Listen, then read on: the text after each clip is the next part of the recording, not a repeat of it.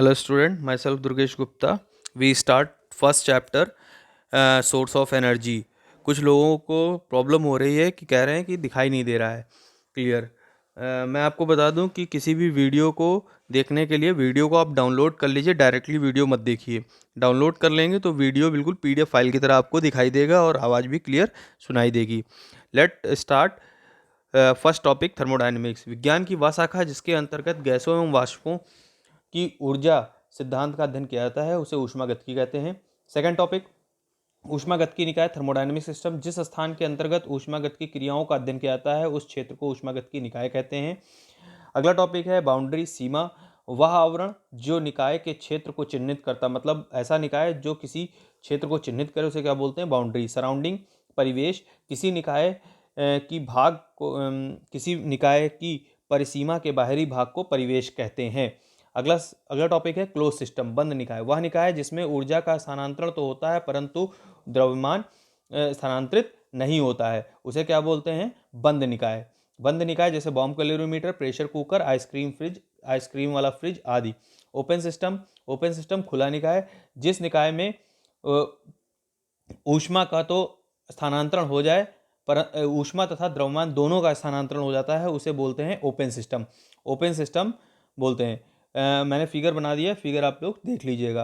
Isolated system, विलगित निकाय, वह निकाय जिसमें ना तो द्रव्यमान और ना ही ऊर्जा का स्थानांतरण हो, वह निकाय जिसमें ना तो ऊर्जा का स्थानांतरण होता है और ना ही द्रव्यमान का स्थानांतरण होता है। इस प्रकार के निकाय को आइसोलेटेड सिस्टम या विलगित निकाय बोलते हैं। Second topic most important topic है जीरोथ लॉ ऑफ थर्मोडायनेमिक्स। ये क्वेश्चन काफी पूछा जाता है। जीरोथ लॉ ऑफ थर्मोडायनेमिक्स, ऊष्मागतिकी का शून्य निकाय। इस नियम के अनुसार यदि किसी तीसरे निकाय के साथ ऊष्मागतिकी संतुलन में है तो आपस में ऊष्मीय संतुलन में होंगे। मतलब कहने का मतलब है यदि दो निकाय किसी तीसरे निकाय के संतुलन में है तो तीनों निकाय हमारे क्या होंगे, संतुलन में होंगे, जैसा कि फिगर में दिखाया गया है। अगला है conventional source of energy. Conventional source of energy वह ऊर्जा सोर्स जिसका उपयोग हम काफ़ी समय पहले से करते चले आए, मतलब इस प्रकार की एनर्जी जो हम काफ़ी समय से यूज़ करते चले आ रहे हैं, जैसे कोयला है, तेल है, गैस है, ये हम लोग काफ़ी दिनों से यूज़ कर रहे हैं। Non conventional source of energy क्या होते हैं, वह ऊर्जा सोर्स जिसका उपयोग हम कुछ दिन पहले ही चालू किए हैं, जैसे सोलर पैनल है, पवन ऊर्जा है, वायु ऊर्जा है, पवन चक्की है। This is called non conventional source of energy. Thermal energy, ऊष्मीय ऊर्जा, वह ईंधन जो हमें भूगर्भ से प्राप्त होता है उसमें ऊष्मीय ऊर्जा कहते हैं। सेकंड पॉइंट, ये सभी ईंधन अपने गुणों में परस्पर भिन्नता रखते हैं। तीसरा पॉइंट, ऊष्मीय ईंधन का प्रयोग संसार में बहुत बहुत पहले से हो रहा है। ऊष्मीय ईंधन जैसे वायुयान, रेल इंजन, मोटर, स्कूटर आदि में किया जाता है। ऊष्मीय इंजन का संगठन कार्बन तथा हाइड्रोजन होते हैं। ऊष्मीय ईंधन शक्ति से प्राप्त करने के लिए एक फिगर बनाया गया है, आप उस फिगर को देख लीजिएगा। अगला है hydel energy and hydro energy source, जल ऊर्जा स्रोत। जल ऊर्जा से जल में समाहित उसकी स्थितिज ऊर्जा तथा गतिज ऊर्जा तथा दाब ऊर्जा से होता है। वैसे तो जल में हाइड्रोजन होता है जिसे विद्युत विश्लेषण द्वारा करके ईंधन के रूप में प्रयोग किया जाता है। विश्व में जल शक्ति ऊष्मा उत्पादन अमेरिका, कनाडा, स्वीडन, भारत प्रमुख आदि देश कर रहे हैं। भारत में उपलब्ध जल ऊर्जा का लगभग 21% ही उपयोग के रूप में बदला जा सकता है, ईंधन के रूप में बदला जा सकता है। अगला टॉपिक है टाइडल एनर्जी। सूर्य तथा चंद्रमा समाहित प्रभाव के कारण समुद्र में ज्वार उठते हैं। उच्च तथा निम्न ज्वार तलों का अंतर ऊर्जा उपलब्ध करा सकता है। जिस स्थान पर भी ज्वार समुद्र तट का अंतर न्यूनतम 5 मीटर तक रहता है वहां विद्युत उत्पादन किया जा सकता है।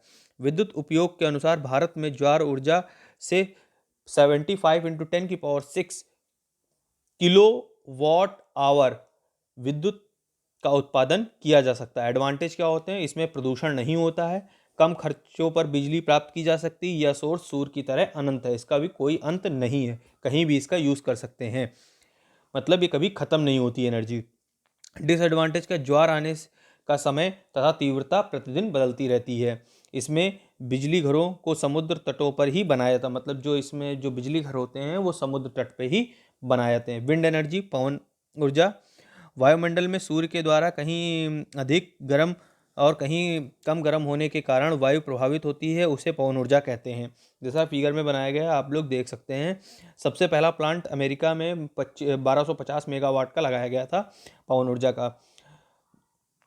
अगला टॉपिक है nuclear energy. Nuclear energy source क्या होते हैं? एक ऐसा ऊर्जा सोर्स जो अन्य ईंधनों की तुलना में बहुत कम मात्रा में व्यय होकर अत्यधिक ऊर्जा प्रदान करता है, उसे न्यूक्लियर एनर्जी सोर्स कहते हैं। ये दो प्रकार के होते हैं, नाभिकीय संलयन। इसके अंतर्गत दो हल्के नाभिक मिलकर एक बड़ा नाभिक बनाते हैं जिसे नाभिकीय फ्यूजन कहते हैं। और नाभिकीय विखंडन, इसके अंतर्गत एक भारी नाभिक को दो लगभग बराबर भागों में बांट कर तोड़ा जा सकता है, उसे नाभिकीय विखंडन कहते हैं। Thank you. ये आपका चैप्टर फर्स्ट यहाँ से फिनिश हुआ। मैंने इसका PDF फाइल और वीडियो आपको समझा दिया है, और मैंने सेकंड चैप्टर का PDF फाइल सेंड कर दिया है, आप लोग उसे देख सकते हैं, पढ़ सकते हैं। Thank you.